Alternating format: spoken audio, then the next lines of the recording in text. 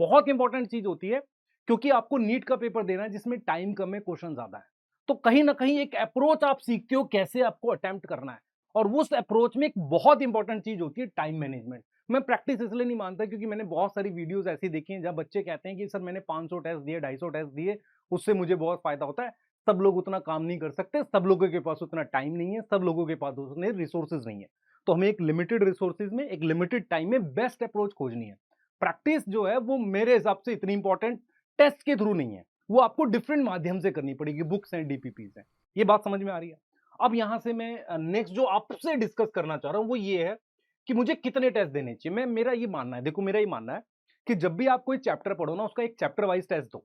Sir सारे chapter कर देंगे तो 88 टेस्ट हो जाएंगे, 90 टेस्ट हो जाएंगे, आप इजी चैप्टर छोड़ दो।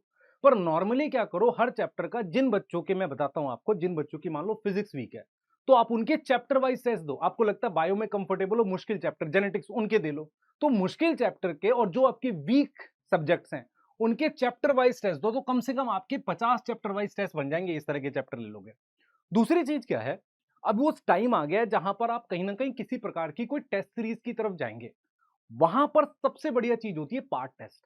कोई भी टेस्ट सीरीज या कोई भी टेस्ट दो जिसमें आपको 11th के मान लो पार्ट टेस्ट मिल गए 4-5, हर टेस्ट का एक टाइम ड्यूरेशन हो, उसके अराउंड तैयारी करो। तो आपको लगभग 10 के अराउंड पार्ट टेस्ट देने चाहिए। और फिर उसके बाद मिनिमम बता रहा हूं, मिनिमम 12 से 15 आपको फुल सिलेबस देने चाहिए। इसको आप ले जा सकते हो 30 तक। 30 तक में एक बढ़िया आपको कॉन्फिडेंस आ जाता है, आपको अप्रोच आ जाती है। सर कुछ बच्चे कहते हैं 80 फुल सिलेबस देते, बेटा ये प्रैक्टिस के लिए दे रहा है। अगर आप देखोगे 12, 15, 30 तक में सही हो जाती है। तो ये कुछ नंबर हैं जिनके अराउंड हम लोग प्लस माइनस कर सकते हैं। पर इनमें एक चीज हमेशा याद रखना, अगर आप चैप्टर वाइज टेस्ट सही से दोगे तो पार्ट टेस्ट का स्कोर अच्छा आएगा।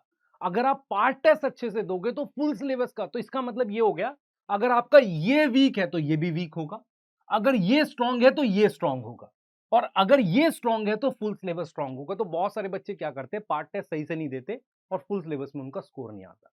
पार्ट टेस्ट को नीट के हिसाब से देना है। मेरी बात समझ में आ रही है? मेरी बात एकदम क्लियर हो रही है? और पार्ट टेस्ट कब देने हैं, जैसे 11th का कब देना है, 12th का कब देना, उस पर भी मैं बात करता हूं।